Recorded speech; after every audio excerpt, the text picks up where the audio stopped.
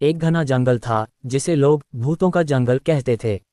गांव से दूर स्थित इस जंगल के बारे में कई डरावनी कहानियां प्रचलित हैं। लोग कहते हैं कि जो भी उस जंगल में जाता है वह कभी वापस नहीं आता। सालों से किसी ने उस जंगल में जाने की हिम्मत तो नहीं की थी, लेकिन फिर भी उसका काला साया गांव पर हमेशा कायम रहा। गांव में अर्जुन नाम का एक युवक था। वह बहादुरी और अंधविश्वासों में विश्वास नहीं रखता था। जब भी किसी से जंगल की कहानियां सुनी तो उन्होंने हंसकर कहा, मैं उन किताबों में यकीन नहीं करता। अगर वहां कुछ होता है तो अब तक लोग उसे देख लेते हैं। उसके दोस्तों ने उसे चेतावनी दी, लेकिन अर्जुन ने फैसला किया कि उसे इस डर को खत्म करना होगा। उसने सोचा कि अगर वह जंगल में जाकर सुरक्षित वापस आ जाए तो गांव वाले भी इस दूर से वापस आ जाएं।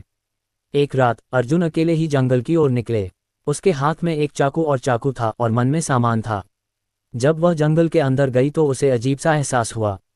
जंगल में न पक्षियों की आवाज थी, न हवा का सरसराना। सब कुछ जैसे रुका हुआ था। अंधेरा इतना गहरा था कि समुद्र तट की रोशनी भी खराब महसूस हो रही थी। किसी विकराल आकार की तरह झुकी हुई थी, मानो वे उसे पकड़ने की कोशिश कर रही हों। कुछ दूर चलते अर्जुन को अचानक ऐसा महसूस हुआ जैसे कोई उसका पीछा कर रहा हो। उसने पीछे मुड़कर देखा, वहां कोई नहीं था। उन्होंने इसे अपनी सोच समझकर सीमित किया और आगे बढ़ाया, लेकिन हर कदम पर उसे ऐसा लगा कि उसके पीछे कोई परछाई ठीक नहीं है। उसके व्यवसाय में भाग गया, लेकिन वह रुका नहीं। उन्होंने खुद से कहा, यह सब सिर्फ मन का डर है। अचानक उसे एक लाइट सी ने आवाज दी, जैसे कोई दूर से उसका नाम पुकारा जा रहा हो। मध्यम आवाज थी, पर स्पष्ट थी, अर्जुन। उसने सोचा कि यह उसका भ्रम है, परंतु फिर वही आवाज आई, इस बार और भी पास से। अर्जुन ने भिक्षु को इधर उधर देखा, लेकिन कुछ नहीं था। अचानक चमकती रोशनी झपकने लगी और वह बुझ गई। अब अर्जुन पूरी तरह से अंधेरे में थे। उसे आसपास की हर चीज अनोखी और खतरनाक लगी।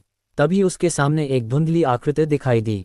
पहले तो उसे समझ नहीं आया, लेकिन जैसे जैसे वह करीब आया अर्जुन को जोर जोर से देखने लगा। यह एक आदमी की छवि थी, लेकिन उसके चेहरे पर कोई भाव नहीं था। आंखें खाली थीं, शरीर झुका हुआ था और वह धीरे धीरे अर्जुन की ओर बढ़ रही थी। अर्जुन ने पीछे की ओर उद्योग की कोशिश की, लेकिन उनके पैर में कुछ चीजें अटक गईं। तब तक वह शीर्षक और पास आ चुका था और नजर में गहराई तक हुंकार।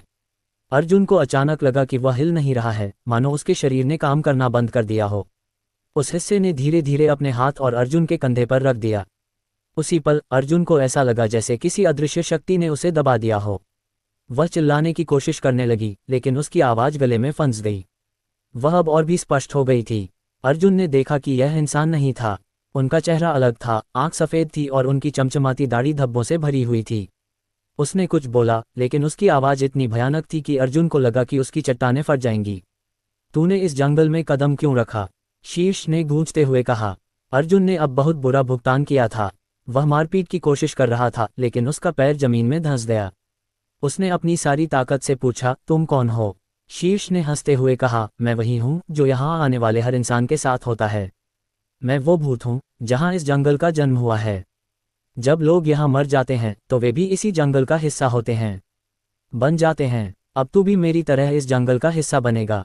अर्जुन ने खुद को आजमाने की कोशिश की, लेकिन वह शीर्ष पर पहुंच गया और आंखों में आंखें डाल लीं। अर्जुन को ऐसा महसूस हुआ कि उनकी आत्मा धीरे धीरे उनके शरीर से बाहर की ओर खींचती जा रही है।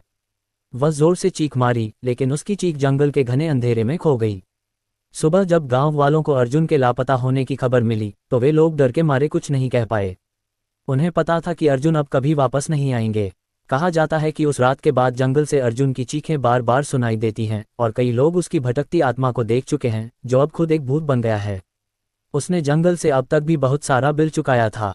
गांव वालों ने फिर कभी वहां जाने की हिम्मत नहीं की, क्योंकि अब वहां अर्जुन का भूत भटकता था, जो हर उस इंसान की आत्मा को अपने साथ ले जाता था जो उस जंगल में अस्त्र की जुर्रत करता था।